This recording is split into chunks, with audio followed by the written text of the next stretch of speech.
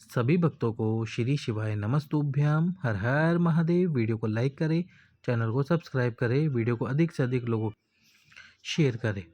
तो जिन माताओं बहनों को रजस वाला धर्म नहीं आता, उनकी उम्र भी है पर उनको रजस वाला धर्म नहीं आ रहा है, पीरियड नहीं आ रहा है, उनके लिए गुरुजी ने ये सफ़ेद आंकड़े की जड़ वाला उपाय करने के लिए किस प्रकार से कहा है या कैसे करना है आपको ये सफ़ेद आंकड़े की जड़ का उपाय। तो वैसे तो आप सभी जानते हैं कि ये जो सफ़ेद आंकड़े की जड़ का उपाय है, ये आपको रजस वाला धर्म यानी पीरियड के 7वें दिन करना होता है। लेकिन क्योंकि रजस वाला धर्म आता ही नहीं है माताओं बहनों को, तो तब कब करना है ये उपाय, इसकी जानकारी गुरुजी ने हमें दी थी एक कथा के माध्यम से।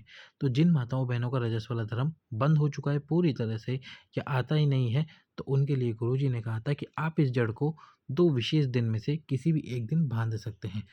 तो वो 2 विशेष दिन कौन से, उसकी जानकारी हम आपको देंगे। पर है उपाय कैसे करते हैं वही हम आपको बता देते हैं। पति और पत्नी दोनों जाकर इस जड़ को लेकर आइए। सबसे पहले तो जड़ को लाकर भगवान शंकर के मंदिर में जाइए।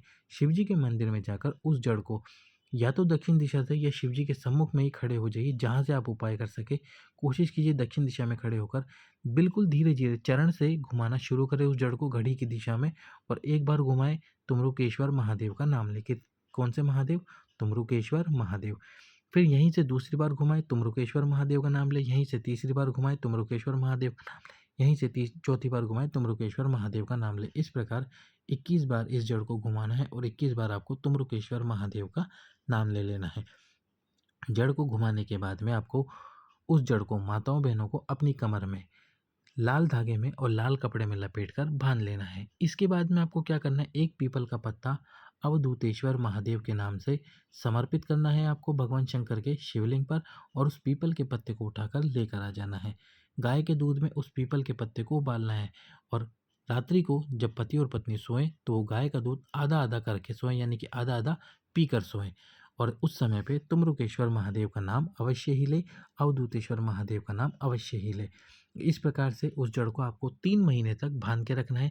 यदि 3 महीने में उपाय सफल ना हो तो फिर से प्रयास करना, और यदि उपाय सफल हो जाए तो जब आपको लगे कि उपाय सफल हो चुका है तो 3 महीने तक आपको उस जड़ को बांध के रखना है। कितने महीने तक? 3 महीने तक।